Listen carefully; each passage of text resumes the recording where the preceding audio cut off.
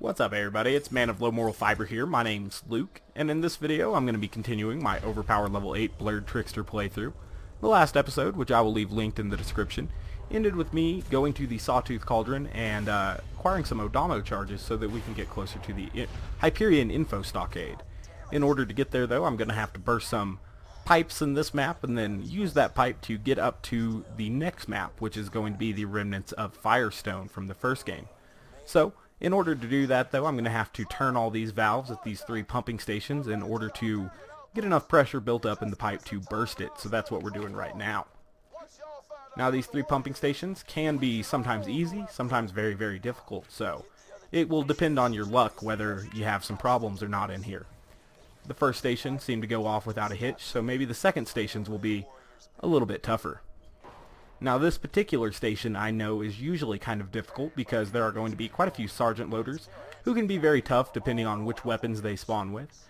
And there will also be some ion loaders down here as well, which will most likely have, the ability to cause a lot of shock damage over time to us if they don't immediately go into their shielded phase. And that's something to watch out for because obviously at overpower level 8, damage over time is usually the biggest opposition you'll have. Like I said, ion loaders galore up here at the top, so watch out for that. That guy is sitting there trying to apply that shock damage over time to us. I'll save my phase lock until I absolutely need it, or just until I'm on my way out, I guess. Excellent. Killed the guy there, got my kill skills up. Now we should be able to scoot out of here without too many problems.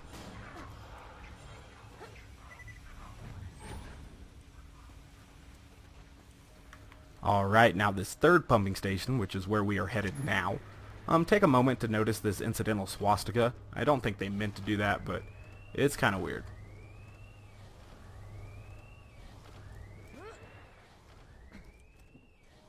Looks like we got out of that elevator just in time for an exploder to be waiting to blow up.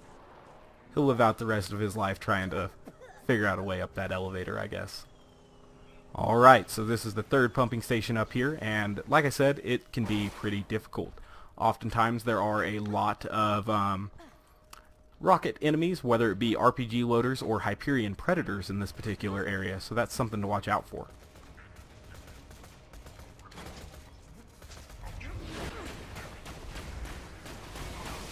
Kill him for the kill skills. Now I'll try to get out of here. One thing to note is I recommend parking your truck in a way that you're going to easily be able to get away here, because oftentimes if you park it real close to the building, you can get stuck on something trying to reverse out and end up killing yourself that way. And don't do that. Alright, so we'll jump our car into the pipe now. Sometimes it's possible to actually drive your car up in here. Looks like I got close this time but didn't quite complete that task. If you do get your car in here, you'll be able to run up the pipeline or drive up the pipeline a little bit quicker. If you don't get it on your first try though, it's probably not time efficient to keep trying. You could probably just make it a little bit faster by just running up here, so that's what I'd recommend.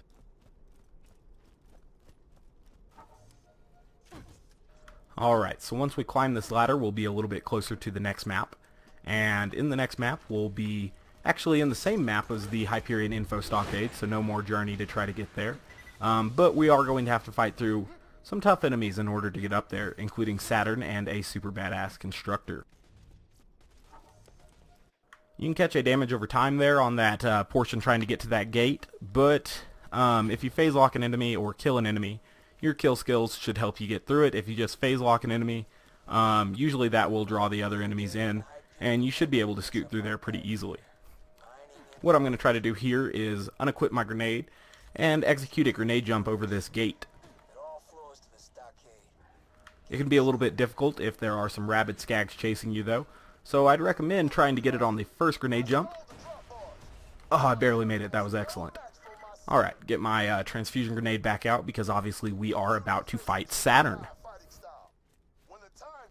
Now, it's possible that we'll be able to blow up Saturn pretty easily with chain reaction, and in order to do that, we're going to spawn Saturn, come back here, spawn this little skag pup, phase lock the Skag Pup, and then get ready to shoot at Saturn. Ooh, so we blew him up pretty easily. That was good stuff there. We still have the super badass Constructor to work through though, so we'll watch out for him. Doesn't look like Saturn dropped any cool stuff down here. We'll see if he did up top. Probably not. This is probably the biggest elevator in the game. Excellent. He dropped a torch shotgun, but none of his special drops like the Invader or the Hive, etc.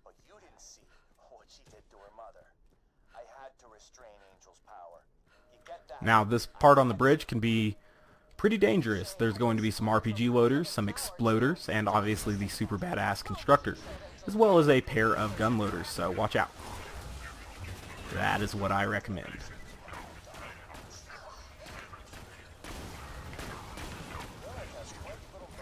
Alright. Luckily we got relatively tame RPG loaders compared to what we could get, so I guess that's a good thing. Alright, so why isn't the Constructor spawning? I still need at least one enemy to phase lock to try to get some good chain reaction on him. Excellent. How did that Skag Pup get up here? That is the little Skag Pup that could. I guess he jumped, I don't know.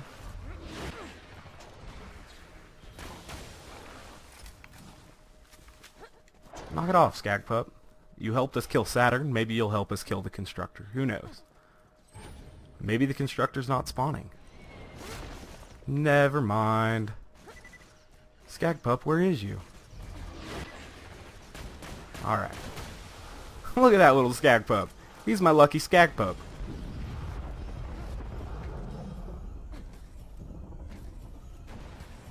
Great job, amigo. He's a good helper. Oh good, caught a damage over time. That's always fun. I guess I died there, because, damage over times are always fun for the kids. But I'll go ahead and kill that guy. Caught a good rocket blast from him, just real cute. I had made it up through this playthrough this whole time without dying so far, and then I died to that, which is aggravating as hell. But whatever. I guess sometimes you go down. It's pretty fucking shitty though.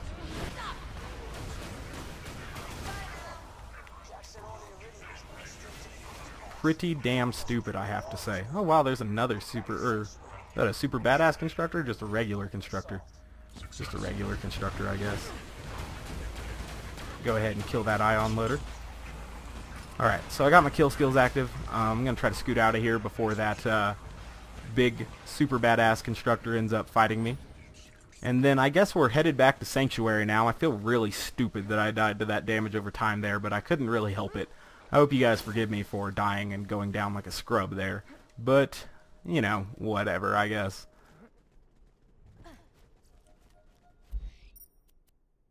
Alright, so to Sanctuary we go.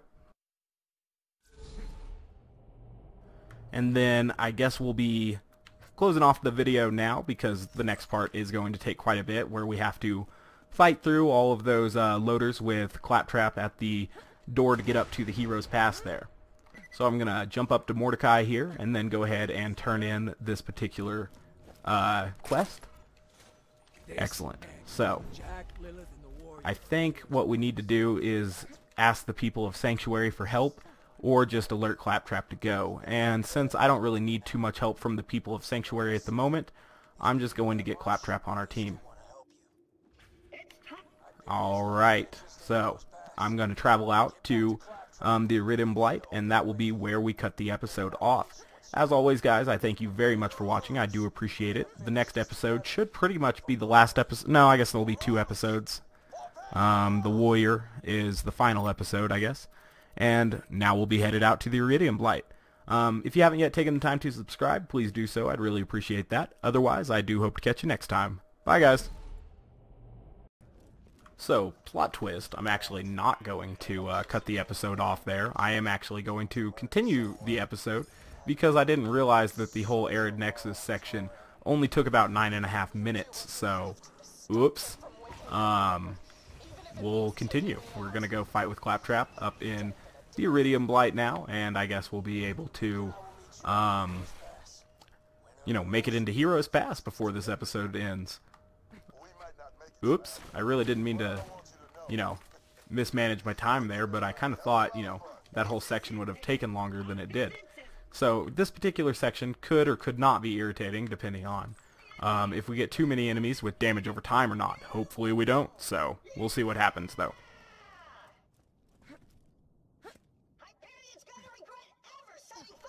This section is kind of comical. Claptrap says a lot of funny things, and it's pretty cool. Claptrap should be fun to listen to in Borderlands pre-sequel, which is well under a month away now, and I will definitely be making videos on that. So if you guys are interested, go ahead and subscribe for that, and you know, you'll know when all of my Borderlands the pre-sequel videos are coming out. I will be playing the character Athena first. I was most looking forward to Nisha until I saw that her action skill was auto-aim, because that is not something that I find entertaining. That kind of ruins the character for me. I may still end up playing Nisha, just not using her terrible action skill. Yeah, that's a real shame in my opinion. Here you go. Now if you come up here, you can get a lot of protection from this particular area. They'll try to throw grenades and throw you off your perch, but it's pretty easy to survive up here actually, so it's nice.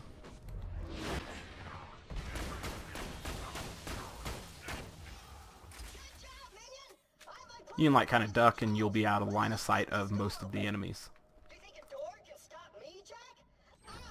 So basically this is just a staged fight. I know most of you probably remember it, but what happens here is you have to fight through multiple waves of enemies while Claptrap tries to hack into the door.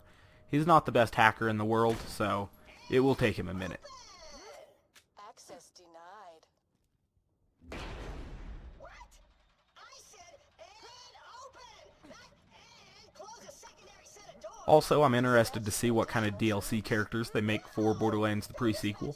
Obviously one's been basically confirmed now, which is Handsome Jack's body double, or the class called Doppelganger. So that should be interesting. I want to know his skill tree pretty bad. Got a hot loader down there. Those are always aggravating.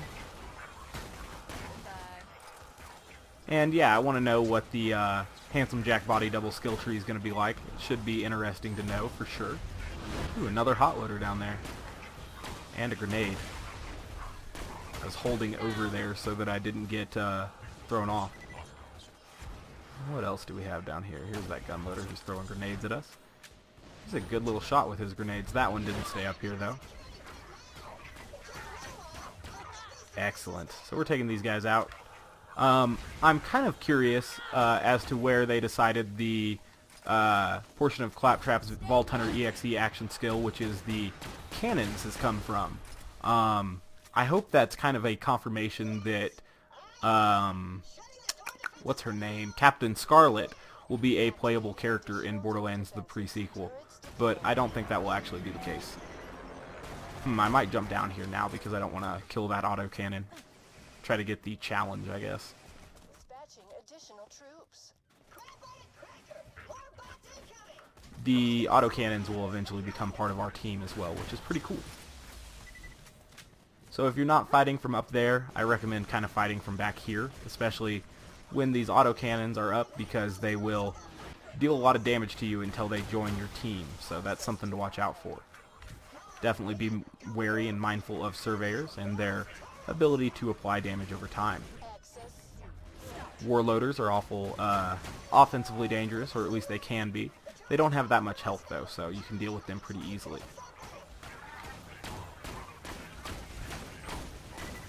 Excellent.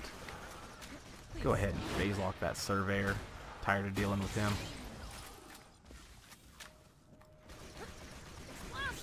Are they already on our team? That's nice. Hopefully they don't kill our friends.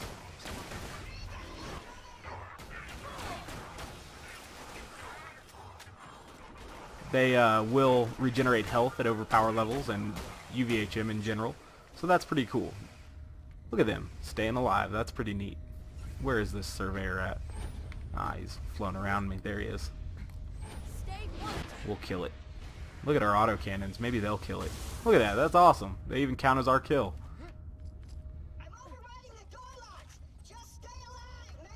I believe we're going to have to fight some badass looters in this last section, but I could be wrong on that. There's some needed grenades. That's cool. We can probably find some sniper rifle ammo over here as well.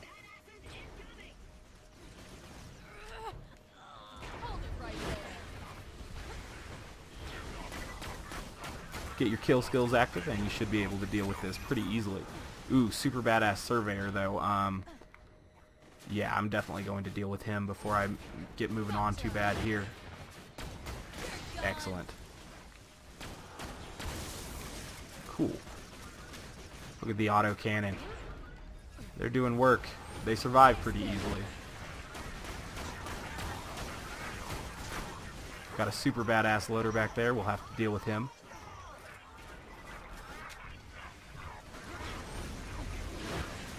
Where did I phase lock a gun loader? That was not what I had intended. Where's the super badass loader? Is he still alive back there? There he is. Pick up these war loaders. Deal with them appropriately. Auto cannons are both still alive. And we're done. So now is actually when I'm going to cut off the episode. You saw there that I got the Save the Turrets challenge. That was actually a lot harder back at normal and True Vault Hunter mode when those things died a lot easier. So, pretty cool. We did it, Minion! Yes, we did. You can stop us with a door? I was made to open doors! Eventually this door is going to open. And then we'll be headed up to Heroes Pass. And now I'm actually going to be cutting off the episode. Sorry for throwing that M. Night Shyamalan at you guys, but I was not expecting that first part had only taken, 9.5 minutes. So, we're continuing now. I do appreciate you guys watching, as always. If you haven't yet taken the time to subscribe, please do so. Otherwise, I do hope to catch you next time. Bye, guys.